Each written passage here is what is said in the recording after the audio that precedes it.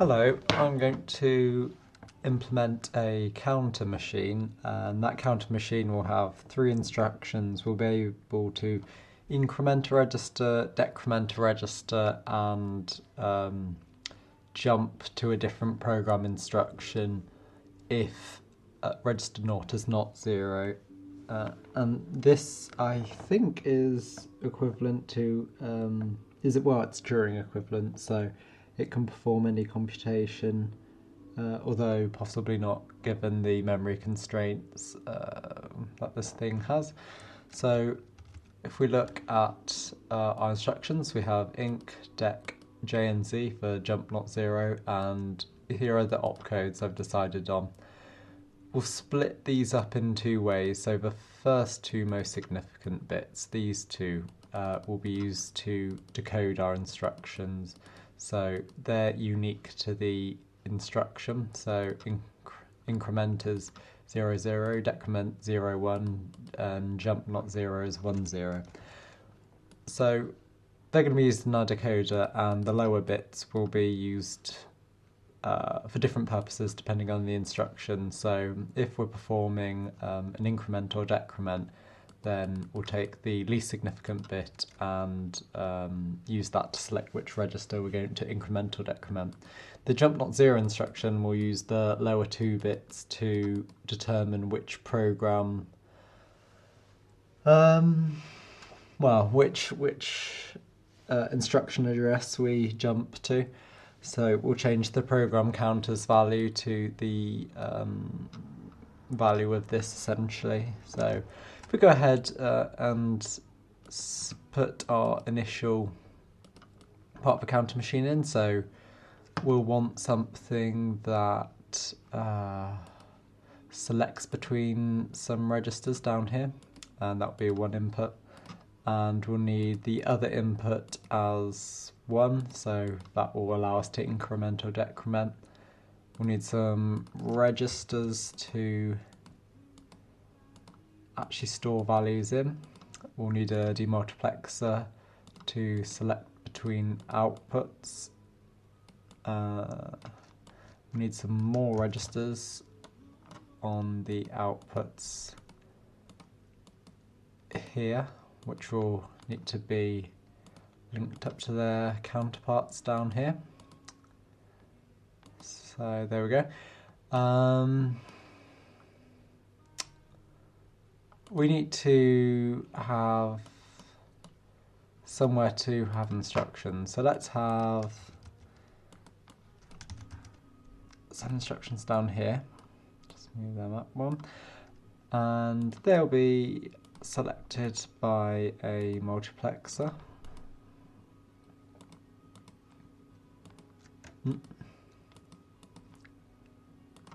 So the program counter will control this multiplexer here and select which instruction we use. So let's have a program that increments register naught up until it rolls over, and then what else will it do? And then, I don't know, let's decrement until 0. So I think that should perform that function. So initially we'll increment here. We'll increment register naught, and then here we'll jump to address 0, which is this one here. And then here we'll, that will decrement register naught, and then this instruction will jump back here if register naught is not 0.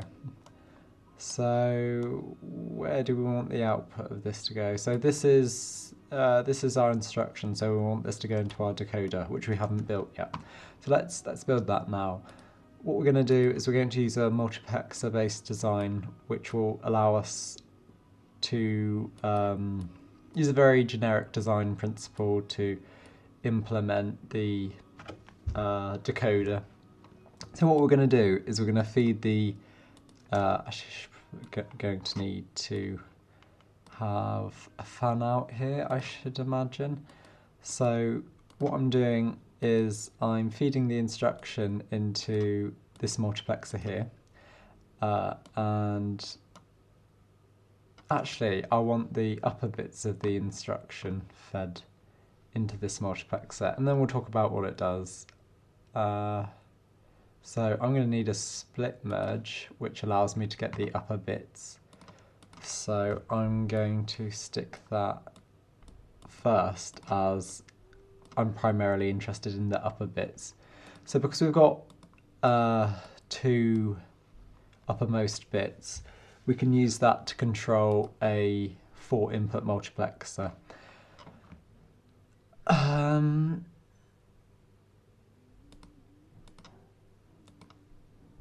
So I feed that into the multiplexer there, and if we just have a look at what that does. So as you can see, we're currently on this instruction here, and the 0th input is selected. When I go to the first instruction, our upper 2 bits, if we're just looking at that, the value of that is 2, which selects the 3rd input. Here we've got a value of 1, which will select the 2nd input, and you can use this design principle on any scale. So imagine you have a 4-bit instruction or 4-bit opcode. You would need something like this. So you would feed the uppermost bit to this multiplexer. So that would select between either, well, any of these. And then, actually, I think what you would need to do is,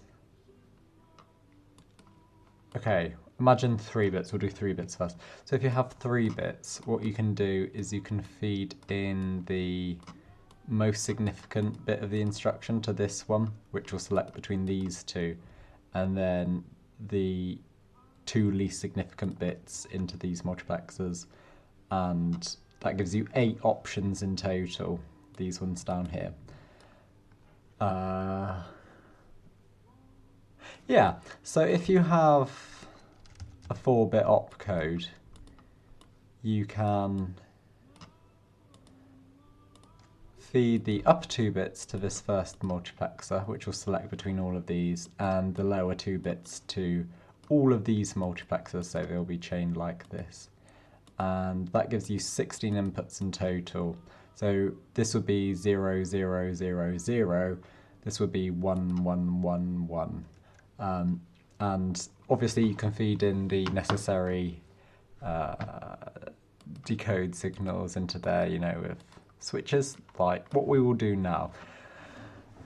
So that just shows how generic this principle is. So I'm going to feed this decode this signal we're producing into the multiplexer.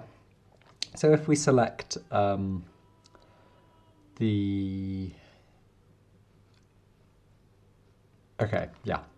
so if we look at our instructions, if we'll go back to them here, 0, 0 will select the first input. What do we want to do there?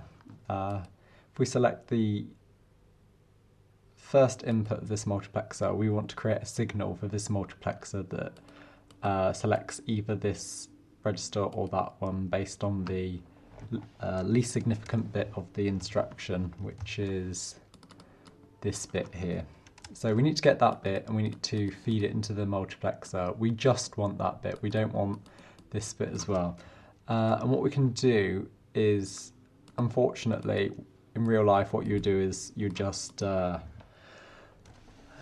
what would you do? Well, your instruction would be composed of 4 wires or whatever, and you would just pick off whichever wire you were interested in. But with these split merges and stuff, it's a bit fiddly.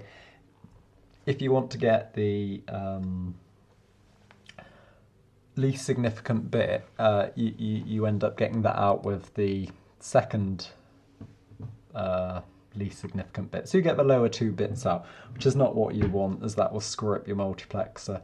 So what we can use is an OR, and what this does is if the least significant bit is set, its output will be set as well. So let's see if I can write that here. So what does if do? I'll move this away from the instruction column so you don't get confused. So if, no, sorry, we're looking at OR. Don't know why I wrote that. What OR does is it takes A3, A2, A1, A0. So it takes a 4-bit number, and what it does is if A0, then what does it do? Yeah, so if A0 is set, then output 1, else output 0, if that helps. So basically, it essentially outputs A0. There we go. Oh.